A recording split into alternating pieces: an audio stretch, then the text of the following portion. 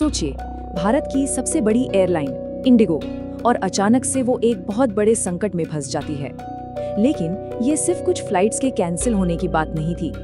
ये तो एक ऐसे संकट का इशारा था जिसकी जड़ें कहीं ज्यादा गहरी थीं।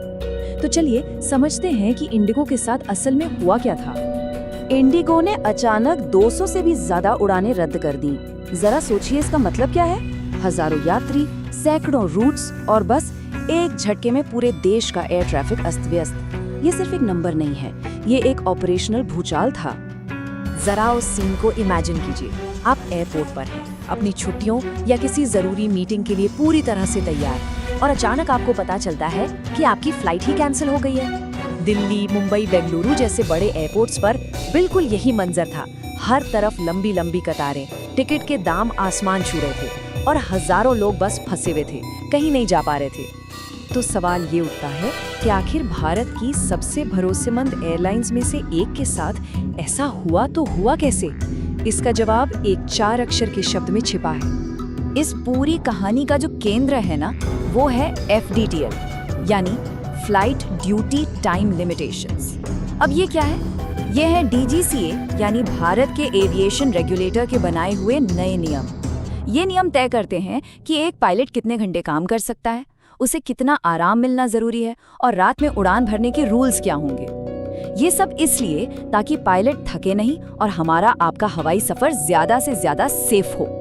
इन नए नियमों ने पायलटों के काम करने का पूरा तरीका ही बदल डाला। पहले क्या था कि वो ज्यादा घंटे उड़ान भर सकते थे और उनके आराम का जो जरूरी समय था वो थोड़ा कम था।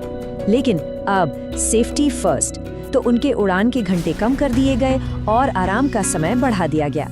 ये कदम बहुत जरूरी था, लेकिन इसने एक ऐसी प्रॉब्लम खड़ी कर दी जिसके लिए शायद कोई तैयार नहीं था।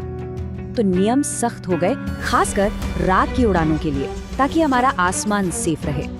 लेकिन इंडिगो के लिए ये सिर्फ एक नियम का बदलना नहीं था, ये तो एक बड़े संकट की बस पहली कड़ी थी, क्योंकि पर्दे के पीछे कई और समस्याएं पनप रही थी। इसे कहते हैं परफेक्ट स्टॉर्म।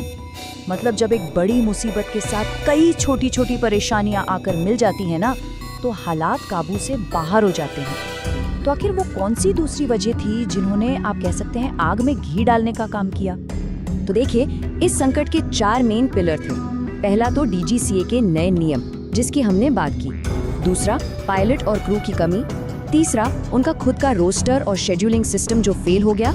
और चौथा, ऊपर से खराब मौसम और एयरपोर्ट पर भीड़-भाड़। और शायद सबसे बड़ी दिक्कत थी क्रू की कमी। रिपोर्ट्स तो यही बताती हैं कि इंडिगो इन नए कड़े नियमों के लिए बिल्कुल तैयार नहीं थी। उनके पास उतने पायलट और क्रू थे ही नहीं जो कम घंटों में काम करके भी शेड्यूल पूरा कर पाते। मतलब सीधी सी बात है, काम करने के लिए लोग ही कम पड़ गए। अब जरा इस नंबर को देखिए, रोजाना 2200 से ज्यादा उड़ानें। इसका मतलब है आपका पूरा सिस्टम एक घड़ी की तरह बिल्कुल परफेक्ट चलना चाहिए। एक भी कांटा इधर उधर हुआ तो बस पूरी घड़ी बंद। और यहीं पर उनकी तीसरी बड़ी चूक सामने आती है, उनका शेड्यूलिंग सिस्टम। देखिए, इंडिगो का पूरा बिजनेस मॉडल ही क्विक टर्न अराउंड और रात की उड़ानों पर चलता है। जब नए नियमों ने पायलटों के काम के घंटे ही बदल दिए, तो उनका ये पूरा का पूरा टाइम टेबल ताश के पत्तों की तरह ढह गया। और ऐसा लग रहा था मानो ये सब काफी नहीं था कि कुदरत ने भी अपना खेल दिखा दिया। सर्दियों का घना कोहरा, एयरपोर्ट पर पहले से ही मौजूद भीड़ और कुछ टेक्निकल दिक्कतें, इन सब ने मिलकर इस मुश्किल को एक पूरी आपदा में बदल दिया। इन सब ऑपरेशनल और टेक्निकल वजहों के बीच जो सबसे ज्यादा पिसा, वो था आम आदमी, वो यात्री जो कहीं जाने के लिए निकला था। तो चलिए देखते हैं कि पैसेंजर्स पर इसका क्या और कितना गहरा असर पड़ा। रिपोर्ट्स में एक लाइन है जो सब कुछ बयां कर देती है। कई लोग रात भर एयरपोर्ट पर फंसे रहे। ये सिर्फ एक लाइन नहीं है, ये हजारों लोगों की बेबसी, उनकी परेशानी की पूरी कहानी है। यात्रियों को बस एक टेक्स्ट मैसेज मिला, आपकी फ्लाइट कैंसिल हो गई है। इसके बाद शुरू हुई अगली फ्लाइट ढूंढने की भागदौड़, जहां टिकट के दाम कई गुना बढ़ चुके थे। और इन सब के बीच इंडिगो की जो समय के पाबंद होने वाली इमेज थी, उसे एक बहुत बड़ा झटका लगा। तो इतना सब कुछ होने के बाद अब देखते हैं कि इस पूरे मामले पर एयरलाइन और रेगुलेटर यानी DGCA ने ऑफिशियली क्या कहा। तो इंडिगो ने तो मान लिया कि हाँ, नए नियमों, स्टाफ की कमी और ऑपरेशनल मुश्किलों की वजह से ये सब हुआ। वहीं दूसरी तरफ डीजीसीए ने एयरलाइन से इस पर पूरी रिपोर्ट मांगी है और कहा है कि वो सिचुएशन पर नजर बनाए हुए हैं। तो आखिर में सवाल यही बचता है कि गलती किसकी थी?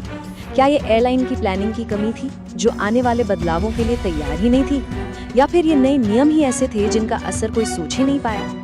ये एक ऐसा सवाल है जिसका जवाब भारत के एविएशन के भविष्य को तय करेगा। इस पर सोचिएगा जरूर।